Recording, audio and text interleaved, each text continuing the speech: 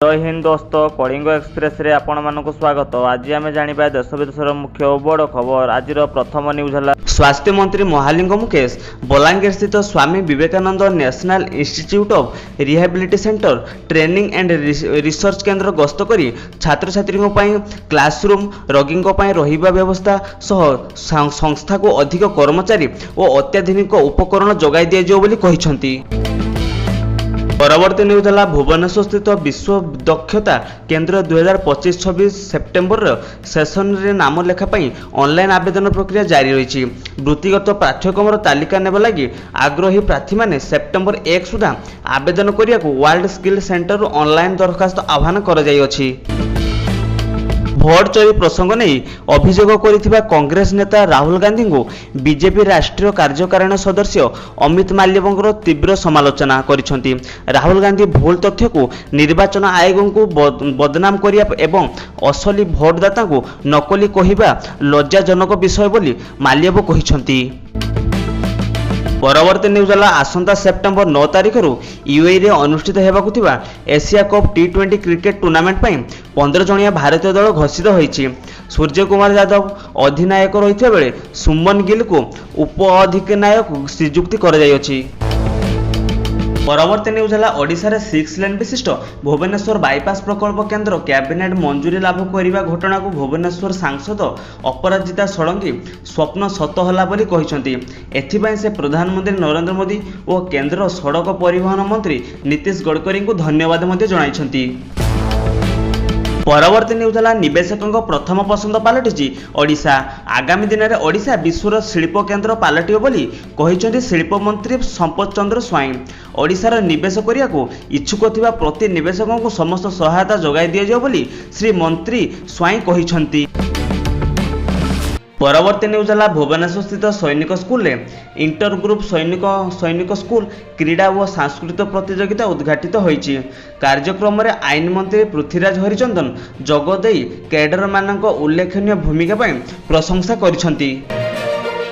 परवर्ती न्यूज है केंद्र कैबिनेट बैठक में राजस्थान रे एक नूतन ग्रीनफील्ड विमान बंदर निर्माण प्रस्ताव अनुमोदित होईछि। राजस्थान कोटा बुंदिया ठारे एही नूतन विमान बंदर निर्माण पई 1507 कोटी टका खर्च होबो बोली कुहा जाइछि। परवर्ती न्यूज है उत्तर आंध्र प्रदेश और दक्षिण ओडिशा उपकूल लघुचाप एवं सक्रिय रही। यार प्रभाव में आसंता 3 दिन पर्यंत राज्य में प्रबल अति प्रबल वर्षा संभावना रही बोली पाणीपाग विभाग सतर्क कराई। परवर्ती न्यूज है आसंता सेप्टेम्बर 9 तारिख में अनुष्ठित हेबाकु थिबा उपराष्ट्रपति निर्वाचन पर विरोधी मेंट पक्षर प्रार्थी घोषणा कर जाइछि।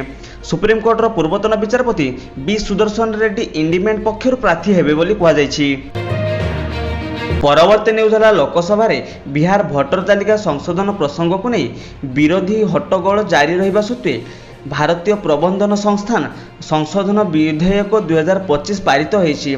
तेबे विरोधी हट्टगोल जोगु गृह को आसंता काली पर्यंत मुलतवी घोषणा कर जाइछि। परवर्ती न्यूज है भारत चीन सीमा प्रसंग नहीं गठित स्वतंत्र दल 24तम बैठक आज नयादिल्ली ठारे अनुष्ठित होईछि। भारतर राष्ट्रीय सुरक्षा परामर्शदाता अजित डोभाल एवं चीन वैदेशिक मंत्री वांग यी नेतृत्व में यह बैठक सकारात्मक आलोचना होइथिबार सूचना मिली।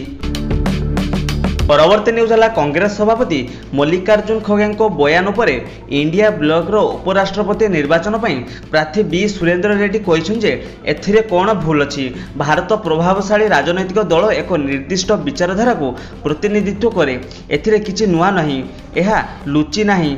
खड़गे जी एक संपूर्ण भिन्न विचारधारा विश्वास करिसंती। परवर्ती न्यूज है दिल्ली मुख्यमंत्री रेखा गुप्ता उपर होइथिबा आक्रमण उपर दिल्ली मंत्री कपिल मिश्र कहते यह कौन साधारण आक्रमण नुहे, यह गभीर घुराण परिपूर्ण एक आक्रमण। यह माने हेउछि जे सही व्यक्ति प्रकृत में खराब उद्देश्य नहीं आसीथिले। आम दिल्ली राजनीति में एपरी आक्रमण केबे देखि नथिलु। सही व्यक्ति प्रथमे वीडियो शूट करथिले एवं तापरे षडयंत्र रचिथिले। से एका नथिले, एथिरे आहुरी अधिक लोक संपृक्त रहिथिले। दिल्ली पुलिस एहार तदंत करुछि बोली सूत्रରୁ जणा पड़िछि। ପରବର୍ତ୍ତୀ ନ୍ୟୁଜ୍ ହେଲା ଅମ୍ବାଲାରେ ଉତ୍ତରାଖଣ୍ଡ ଯୁବକ ସାହିଲ ବିଷ୍ଠଙ୍କ ହତ୍ୟା ଘଟଣାରେ ଉତ୍ତରାଖଣ୍ଡ ମୁଖ୍ୟମନ୍ତ୍ରୀ ପୁଷ୍କର ସିଂଦେଓ ଧାମୀ ଆଜି ହରିୟାଣା ମୁଖ୍ୟମନ୍ତ୍ରୀ ନାଇବ ସିଂ ସାଇନଙ୍କ ସହ ଫୋନରେ କଥା ହୋଇଛନ୍ତି। ମୁଖ୍ୟମନ୍ତ୍ରୀ ଶ୍ରୀ ଧାମୀ ଦୋଷୀଙ୍କୁ ତୁରନ୍ତ ଗିରଫ କରିବା ଏବଂ କଠୋରତମ ଦଣ୍ଡ ସୁନିଶ୍ଚିତ କରିବା ପାଇଁ ଅନୁରୋଧ କରିଛନ୍ତି। ଏହା ଉପରେ ହରିୟାଣା ମୁଖ୍ୟମନ୍ତ୍ରୀ ନାଇବ ସିଂ ସାଇନ ଆଶ୍ୱାସନା ଦେଇଛନ୍ତି ଯେ ଅପରାଧୀଙ୍କୁ କୌଣସି ମୂଲ୍ୟରେ ଛଡ଼ାଯିବ ନାହିଁ ଏବଂ ତୁରନ୍ତ କାର୍ଯ୍ୟାନୁଷ୍ଠାନ ଗ୍ରହଣ କରିବା ପାଇଁ ପୋଲିସକୁ ସ୍ପଷ୍ଟ ନିର୍ଦ୍ଦେଶ ଦିଆଯାଇଛି। ସେ କହିଛନ୍ତି ଯେ ହରିୟାଣା ସରକାର ଏହି ସମ୍ପୂର୍ଣ୍ଣ ମାମଲାରେ ଯଥାସମ୍ଭବ ପଦକ୍ଷେପ ନେବ। ପରବର୍ତ୍ତୀ ନ୍ୟୁଜ୍ ହେଲା ଭାରତକୁ ରୁଷୀୟ ତେଲ କିଣିବା ବନ୍ଦ କରିବା ଉଚିତ ବୋଲି ଆମେରିକାର ବାଣିଜ୍ୟ ପରାମର୍ଶଦାତା କହିବା ଉପରେ ଭାରତରେ ଥିବା ରୁଷୀୟ ଦୂତାବାସର ଚାର୍ଜ ଡିଆଫେର୍ସ ରୋମାନ ବାବୁସ୍କିନ୍ କହିଛନ୍ତି ଯେ ରୁଷ ହେଉଛି ସର୍ବବୃହତ ତୈଳ ଉତ୍ପାଦନ ଏବଂ ଭାରତ ହେଉଛି ସର୍ବବୃହତ ଗ୍ରାହକ। ଯେକୌଣସି ପ୍ରକାରର ଏକପାଖିଆ କାର୍ଯ୍ୟାନୁଷ୍ଠାନ ଯୋଗାଣ ଶୃଙ୍ଖଳାରେ ବାଧା ଓ ମୂଲ୍ୟ ନୀତିରେ ଅସନ୍ତୁଳନ ଏବଂ ବିଶ୍ୱ ବଜାର ଅସ୍ଥିରତା ସୃଷ୍ଟି କରେ, ଯାହା ବିକାଶଶୀଳ ଦେଶଗୁଡ଼ିକର ଶକ୍ତି ସୁରକ୍ଷାକୁ ବିପଦରେ ପକାଇଥାଏ। କଳ୍ପନା ଅନୁଯାୟୀ ଯଦି ଭାରତ ରୁଷୀୟ ତେଲ ପ୍ରତ୍ୟାଖ୍ୟାନ କରେ ତେବେ ଏହା ସାଧାରଣତଃ ପଶ୍ଚିମ ସହିତ ସମାନ ସହଯୋଗ କରିବ ନାହିଁ, କାରଣ ଏହା ପଶ୍ଚିମ ପ୍ରକୃତିର ନୁହେଁ, ଯାହା ସାମ୍ପ୍ରତିକ ବର୍ଷଗୁଡ଼ିକରେ ସ୍ପଷ୍ଟ ଭାବରେ ପ୍ରଦର୍ଶନ କରାଯାଇଥିଲା। ସେମାନେ ନବ ଉପନିବେଶକୁ ଶକ୍ତି ପରି ଆଚରଣ କରନ୍ତି ଯେଉଁମାନେ ନିଜସ୍ୱ ଲାଭ ବିଷୟରେ ଚିନ୍ତା କରନ୍ତି ବୋଲି ସେ କହିଛନ୍ତି। ପରବର୍ତ୍ତୀ ନ୍ୟୁଜ୍ ହେଲା ଘଞ୍ଚ ଜଙ୍ଗଲରେ ବଢ଼ିବ ସୁରକ୍ଷା, ଶିକାରୀଙ୍କୁ ଟ୍ରାକ୍ କରିବ OFMS ଆପ୍। ଘଞ୍ଚ ଜଙ୍ଗଲରେ ବଢ଼ିବ ସୁରକ୍ଷା, ବନ କର୍ମଚାରୀ ପାଦ ଚଲା ପେଟ୍ରୋଲିଂ କରିବେ। ପ୍ରତି ମାସରେ 100 କିଲୋମିଟର ପାଦରେ ଚାଲି ପେଟ୍ରୋଲିଂ କରିବେ ବନ କର୍ମଚାରୀ। ଅତ୍ୟାଧୁନିକ ମୋବାଇଲ ଆପ୍ ଜରିଆରେ ସୁରକ୍ଷା ବ୍ୟବସ୍ଥା କରାଯିବ। ରାଜ୍ୟର ବନ କର୍ମଚାରୀଙ୍କ ପାଇଁ ଜଙ୍ଗଲ ମଧ୍ୟରେ ପାଦ ଚଲା ପେଟ୍ରୋଲିଂ ପାଇଁ ଲକ୍ଷ୍ୟ ଧାର୍ଯ୍ୟ କରାଯାଇଅଛି। ବନ ସୁରକ୍ଷା ସ୍କ୍ୱାଡର ପ୍ରତ୍ୟେକ ସଦସ୍ୟ ପାଇଁ ମାସରେ ଅତି କମ୍ରେ 100 କିଲୋମିଟର ପାଦ ଚଲା ପେଟ୍ରୋଲିଂ କରିବାକୁ ପଡ଼ିବ, ଯାହାଫଳରେ କି ଜଙ୍ଗଲର ସୁରକ୍ଷା ଅଧିକ ଗୁରୁତ୍ୱ ଦିଆଯିବ ବୋଲି କୁହାଯାଇଛି।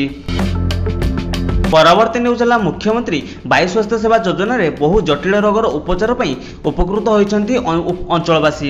ମାଲାକାନଗିରି ଜିଲ୍ଲା ଗସ୍ତ କରି ଲୋକଙ୍କୁ ସର୍ବୋତ୍ତମ ସ୍ୱାସ୍ଥ୍ୟ ସେବା ଯୋଗାଇ ଦେଇଛନ୍ତି ଅଭିଜ୍ଞ ବିଶେଷଜ୍ଞ ଡକ୍ଟର ଦଳ।